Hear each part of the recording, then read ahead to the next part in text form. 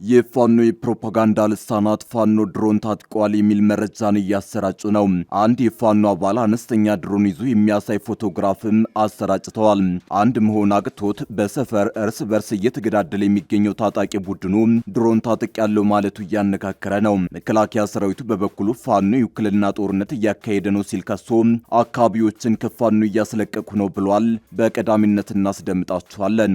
ጄኔራል ጻድቃን እጅ ካልሰጡ መቀሌ አይገቡም ሲል ህዋት በቃል አቀባዩ በኩል ተናገረ። ህዋት ስልጣናቸውን ቀምቶ ወደ አዲስ አበባ እንዲሸሹ ያስገደዳቸው ፖለቲከኞችና ጀነራሎች በአጭር ጊዜ ወደ መቀሌ እንመለሳለን ማለታቸውን ተከትሎ ምላሽ ሰጥቷል። ቡድኑ በቃል አቀባዩ ሚካኤል አስኪዶን በኩል በሰጠው ምላሽ እነጌታቸው ረዳ ወደ ትግራይ መመለስ ከፈለጉ እጅ መስጠት አለባቸው ብሏል። በተጨማሪም ከቲዲኤፍ ተገንጥለው አፋር የመሸጉ የሐራ መሬት ኃይሎችን ከንቱ ሞት አትሙቱ ሲል አስጠንቅቋል። እንመለስበታለን። አደገኛው መረጃ ይፋ ሆነ። ቻይናና ሩሲያ ሚስጥራዊ የጦርነት ስምምነት ማድረጋቸው ተሰማ። ዓለም አቀፉን የጂኦፖለቲካ ሚዛን ሊቀይር የሚችል እጅግ አደገኛ መረጃ እንደሆነ ተነግሮለታል። ታዋቂው የዜና ወኪል ሮይተርስ ይፋ ባደረገው እጅግ ሚስጥራዊ ሰነድ መሰረት ቻይና ባለፈው ዓመት መገባደጃ ላይ ወደ 200 የሚጠጉ የሩሲያ ወታደሮችን በሚስጥር ስታሰለጥን እንደነበር ተደርሶበታል ሲል ዘግቧል። በዝርዝር እናስደምጣቸዋለን። ቤንጃሚን ኔታንያሁ በትራምፕ ድርጊት መበሳጨታቸው ተነገረ።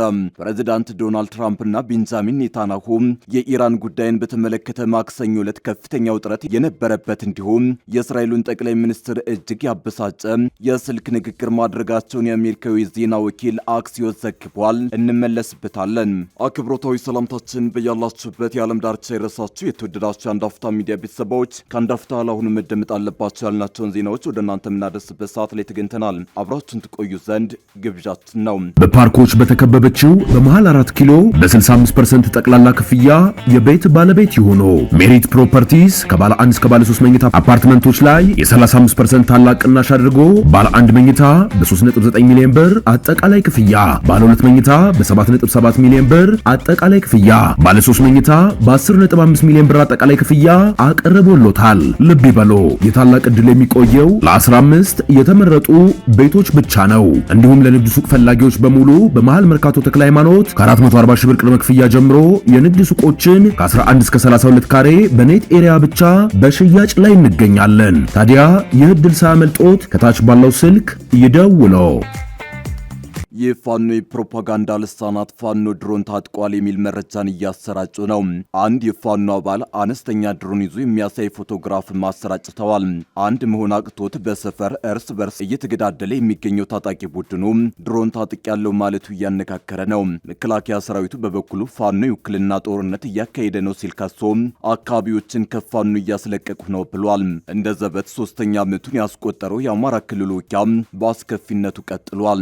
በዚህም በህዝቡ ላይ የሚደርሰው ሰብአዊና ማህበራዊ ጉስቁልና አስፈሪ ደረጃ ላይ ደርሷል። ከዚህ የከፋ ቀውስ እንዳይደርስ ለተፋላሚዎቹ የተደራደሩ ጥሪ ቢቀርብም ተፋላሚዎቹ ግን መዋጋትን መርጠዋል። የፋኖ ተዋጊዎች ከእብድ ጋር አንደራደረም፣ 4 ኪሎን ካልሰጣችሁን አንደራደረም በሚል አቋማቸው ሲጸኑ፣ በአንጻሩ መንግስት ከፖለቲካዊ ድርድር ይልቅ እጅ ስጡኝ ማለትን መርጧል። ይህም የክልሉ አውዳሚ ግጭቱ በውይይት እንዳይፈታም እንቅፋት ሆኗል።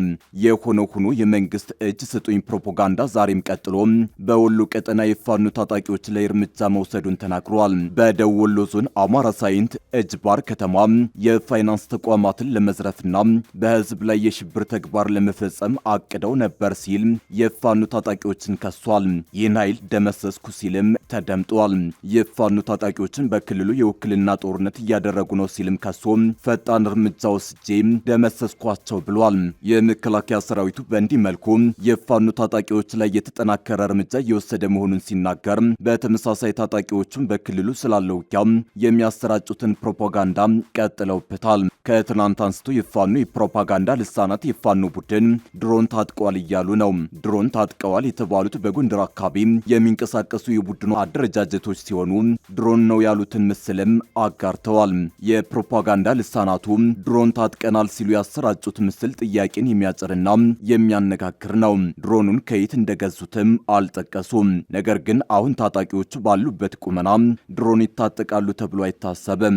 ቡድኑ የሽምቅ ተዋጊ እንደመሆኑ መጠንና ገና ሜካናይዝድ ኃይል ያልፈጠረ በመሆኑ ድሮን የመታጠቅ አቅም እንደሌለው አስተያየት ሰጪዎች ያነሳሉ። የአማራ ክልሉ ግጭት መንግስት ለ2 ዓመት በነበረው ደም አፋሳሹ የትግራይ ጦርነት የተሳተፉትን ኃይሎችን ጨምሮ የክልሉ ልዩ ኃይሎችን ለመበተን ሲሞክር ነበር የፈነዳው። የፋኖ ኃይሎች በእርምጃው ክህደት የተሰማቸው ሲሆን እንደ መብት ተሟጋቾች መረጃ በተለይም የአማራ ማህበረሰብ ላይ ያነጣጠሩ ጥቃቶች መባባሳቸውን ተከትሎ ከትግራይና ከሌሎች ክልሎች የደህንነት ስጋት እንዳሳደረባቸው ያምናሉ። ከወራት አለመረጋጋት በኋላ የፋኖ ኃይሎች በወሰዱት እርምጃ ዋና ከተሞችን በመቆጣጠር አመጻቸውን ጀምረዋል። የፋኖ ኃይሎች ራስን በራስ የማስተዳደር ትግልና ማህበረሰቡ በመንግስት ደርሶበታል ብለው ከሚያምኑት የአመታት መገለል እየተከላከሉ እንደሆነ ይናገራሉ። የፋኖ ኃይሎችን ጽንፈኛ ብሔርተኛ የሚላቸው መንግስት ላመጹ ምላሽ የድሮን ጥቃቶችን ጨምሮ ከባድ እርምጃ እየወሰደ ነው። ግጭቱ ሲጀመር አንስቶ ሁለቱም ተፋላሚ ወገኖች ያለፍርድ ግድያ፣ ከህግ ውጭ ስርዓት፣ አስገድዶ ስወራ፣ የንብረት ውድመትና ዘረፋ እንዲሁም ሰፊ ወሲባዊ ጥቃቶችን ጨምሮ በርካታ የሰብአዊ መብት ጥሰቶችን በማድረስ ይከሰሳሉ። ጄኔራል ጻድቃን እጅ ካልሰጡ መቀሌ አይገቡም ሲል ህወሓት በቃል አቀባዩ በኩል ተናገረ። ህወሓት ስልጣናቸውን ቀምቶ ወደ አዲስ አበባ እንዲሸሹ ያስገደዳቸው ፖለቲከኞችና ጄኔራሎች በአጭር ጊዜ ወደ መቀሌ እንመለሳለን ማለታቸውን ተከትሎ ምላሽ ሰጥቷል። ቡድኑ በቃል አቀባዩ ሚካኤል አስግዶን በኩል በሰጠው ምላሽ እነ ጌታቸው ረዳ ወደ ትግራይ መመለስ ከፈለጉ እጅ መስጠት አለባቸው ብሏል። በተጨማሪም ከቲዲኤፍ ተገንጥለው አፋር የመሸጉ የሐራ መሬት ኃይሎችን ከንቱ ሞት አትሙቱ ሲል አስጠንቅቋል። ከሰሞኑ አዲስ አበባ ላይ የትግራይ ሰላምና ለውጥ ምክር ቤት የመሰረቱት የትግራይ ኃይሎች በአጭር ጊዜ መቀሌን ለመቆጣጠር እየተንቀሳቀሱ መሆኑን መግለጻቸው ይታወሳል። ከፌዴራል መንግስት ጋር በትብብር እየሰሩ የሚገኙት እነዚህ ኃይሎች አፋር ክልል የመሸገውን የታጠቀውን ሐራ መሬት ይዘው ህወሓትን ለማስወገድ ቆርጠው መነሳታቸውን አስታውቀዋል። ህወሓት ስልጣናቸውን ቀምቶ ወደ አዲስ አበባ እንዲሸሹ ያስገድዳቸው ፖለቲከኞችና ጀነራሎች በአጭር ጊዜ ወደ መቀሌ እንመለሳለን ማለታቸውን ተከትሎ ቡድኑ ምላሽ ሰጥቷል። ቡድኑ በቃል አቀባዩ ሚካኤል አስግዶን በኩል በሰጠው ምላሽ እነ ጌታቸው ረዳ ወደ ትግራይ መመለስ ከፈለጉ እጅ መስጠት አለባቸው ብሏል። ቃል አቀባዩ ለህወሓት ልሳን ወይን በሰጡት ማብራሪያ በአጭር ጊዜ መቀሌን እንቆጣጠራለን ባሉት በእነ ጌታቸው ረዳ ላይ ተሳልቀዋል። ሚካኤል በቀጥታ በሰጡት ምላሽ ወደ ትግራይ መግባት የሚቻለው እጅ ሰጡ ወይም ደግሞ ምህረት በመጠየቅ ብቻ ነው በማለት በኃይል ዳግም ትግራይን የሚቆጣጠር ኃይል አይኖርም ብለዋል።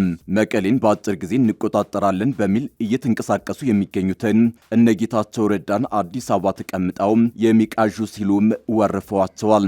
ወደ አዲስ አበባና አፋር ክልል የሸሹትን የትግራይ ፖለቲካ ኃይሎች አሳንሰው የኮነኑት ቃል አቀባዩ የብልጽግና ጉዳይ አስፈጻሚ ተላላኪ ሆነዋል ሲሉም ወንጅለዋል። ወዲህ ደግሞ ቃል አቀባዩ አፋር ክልል የመሸገው የሐራ መሬት ኃይል ወደ ትግራይ ተመልሶ ህወሓት አካሄዳለሁ ካለው የህልውና ትግል ጎን እንዲሰለፉ ጥሪ አቅርበዋል።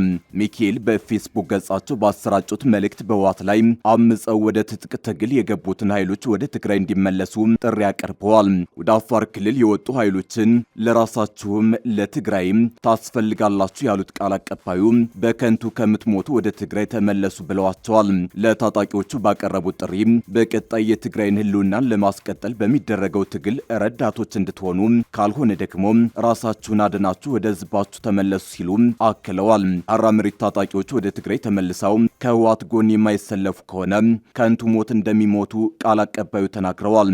የታጣቂ ቡድኑ አካሄድ የሽፍታ እንቅስቃሴን በማለት ያቃለሉት ቃል አቀባዩ ወደ ትግራይ የሚመለሱ ከሆነ አስተማማኝ ዋስትና እንደሚሰጣቸው ገልጸዋል። ምንም እንኳን ህወሓት ከራሱ ወጥቶ ያመጸበትን ሐራ መሬት ወደ ትግራይ ለመመለስ በተደጋጋሚ ጥረት ቢያደርግም የተሳካለት አይመስልም። ታጣቂ ቡድኑ ከጊዜ ወደ ጊዜ ራሱን እያጠናከረ መሄዱን የሚያመላክቱ መረጃዎች እየወጡ ሲሆን ከፌዴራል መንግስት በኩል ድጋፍ እንደሚያገኝም ይነገራል። አደገኛው መረጃ ይፋ ሆነ። ቻይናና ሩሲያ ሚስጥራዊ የጦርነት ስምምነት ማድረጋቸው ተሰማ። ዓለም አቀፉን የጂኦፖለቲካ ሚዛን ሊቀይር የሚችል እጅግ አደገኛ መረጃ እንደሆነ ተነግሮለታል። ታዋቂው የዜና ወኪል ሮይተርስ ይፋ ባደረገው እጅግ ሚስጥራዊ ሰነድ መሰረት ቻይና ባለፈው ዓመት መገባደጃ ላይ ወደ 200 የሚጠጉ የሩሲያ ወታደሮችን በሚስጥር ስታሰለጥን እንደነበር ተደርሶበታል ሲል ዘግቧል። ዛሬ በወጣ ዘገባ ቻይናና ሩሲያ ሚስጥራዊ የጦርነት ስምምነት ማድረጋቸው ታውቋል። ይህም ቀጠናውን ወደ አደገኛ የጂኦፖለቲካ ውጥረት ሊያስገባው እንደሚችል ተገምቷል። ይባስ ብሎም ከነዚህ ሰልጣኞች መካከል የተወሰኑት ወታደሮች በአሁኑ ወቅት በዩክሬን ግንባር ላይ በቀጥታ ወደ ጦርነት መግባታቸው ተረጋግጧል። ይህ እጅግ ሚስጥራዊ የሆነ የወታደራዊ ትብብር ፕሮግራም የተጀመረው እንደ አውሮፓውያን አቆጣጠር ሐምሌ 2 ቀን 2025 በቤጂንግ ከተማ በሁለቱ ሀገራት ከፍተኛ የጦር መኮንኖች መካከል በተፈረመው የጋራ ስምምነት መሰረት እንደሆነ የተለቀቁት የስለላ መረጃዎች ያመላክታሉ። ስምምነቱ ሚዲያዎች ስለ ጉዳዩ ምንም አይነት መረጃ እንዳይወጡ ጥብቅ እገዳ ተጥሎ የነበረ ቢሆንም አሁን ግን ሚስጥሩ በአደባባይ ወጥቷል። የተሰረቁት ሰነዶች እንደሚያሳዩት የሩሲያ ወታደሮች በቤጂንግና በናጂንግ በሚገኙ የቻይና ወታደራዊ ማዕከላት ውስጥ ከፍተኛ ስልጠና ሲወስዱ ቆይተዋል። የስልጠናው ዋና ትኩረትም በዘመናዊው የጦር ሜዳ ስልት ላይ ያተኮረ ሲሆን በተለይም የድሮን አጠቃቀም፣ የኤሌክትሮኒክስ የጦርነት ስልቶች፣ የወታደራዊ አቪዬሽንና የታጠቁ እግረኛ ጦር ጥቃቶችን ያካተተ ነበር። ይህ መረጃ ይፋ በሆነበት ወቅት የሩሲያው ፕሬዝዳንት ቭላዲሚር ፑቲን ከቻይናው መሪ ሺጂንፒንግ ጋር ለስትራቴጂካዊ ውይይት ቤጂንግ ገብተዋል። ይሁን እንጂ የቻይና የውጭ ጉዳይ ሚኒስትር የቀረበውን ክስ ሙሉ በሙሉ ያስተባበለ ሲሆን ቤጂንግ በዩክሬን ጦርነት ውስጥ አሁንም ድረስ ገለልተኛና ሚዛናዊ አቋም እንዳላትና ለሰላም ንግግሮች እየሰራች መሆኑን በመግለጽ ምላሽ ሰጥታለች። ምዕራባውያን የስለላ ባለስልጣናት ግን ጉዳዩን በትልቅ ስጋት እየተከታተሉት ይገኛሉ። ይህ ክስተት ቻይና በዩክሬን ጦርነት ውስጥ ከዚህ ቀደም ከምታደርገው ድጋፍ በበለጠ አሁን ላይ በቀጥታና በተግባር መሳተፍ መጀመሯን የሚያሳይ ትልቅ ማረጋገጫ ነው በሚል በዓለም አቀፍ ደረጃ ከፍተኛ ውይይት አስነስቷል።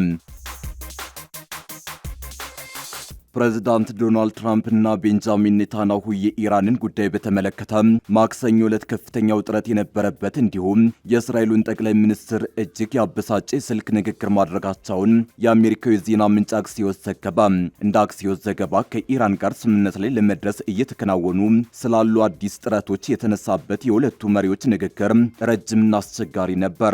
አሜሪካና ኢራን ጦርነቱን በመደበኛነት ለማስቆምና በ30 ቀናት ውስጥ ድርድር እንዲካሄድ የሚያስችል የፍላጎት መግለጫ በአሸማጋዮች በኩል እየተዘጋጀ መሆኑን ትራምፕ ለእስራኤሉ መሪ ተናግረዋል ተብሏል። ዘገባው እንደሚያመላክተው በአንድ ወር ውስጥ የሚደረገው ድርድር እንደ የኢራን የኒውክሌር ፕሮግራምና የሆርሙዝ ወሽመጥ መከፈት ያሉ ጉዳዮች ንግግር እንዲደረግባቸው የሚያስችል ነው። ዋሽንግተንና ቴህራን እዚህ ሰነድ ላይ ፊርማቸው እንደሚያኖሩ የተነገራቸው ኔታንያሁ በአካሄዱ እንዳልተስማሙ ሁለት የእስራኤል ምንጮች ለአክሲዮስ ተናግረዋል። ስለ ስልክ ንግግሩ ገለጻ የተደረገላቸው የአሜሪካ ምንጭ ደግሞ ከስልክ ጥሪው በኋላ የቢቢ ጸጉር እሳት ለብሶ ነበር ሲሉ የኔታንያሁን ስሜት መግለጻቸውን ዘገባው አስነብቧል። እንደ አክሲዮስ ዘገባ ከኢራን ጋር የሚደረገው ድርድር ላይ ከፍተኛ ጥርጣሬ ያላቸው ኔታንያሁ ጦርነቱ እንዲጀመርና የኢራን ወታደራዊ አቅም ይበልጥ እንዲዳከም ፍላጎት አላቸው። ወሳኝ መሰረተ ልማቶችን በመምታት አገዛዙ እንዲዳከምም ይፈልጋሉ ተብሏል።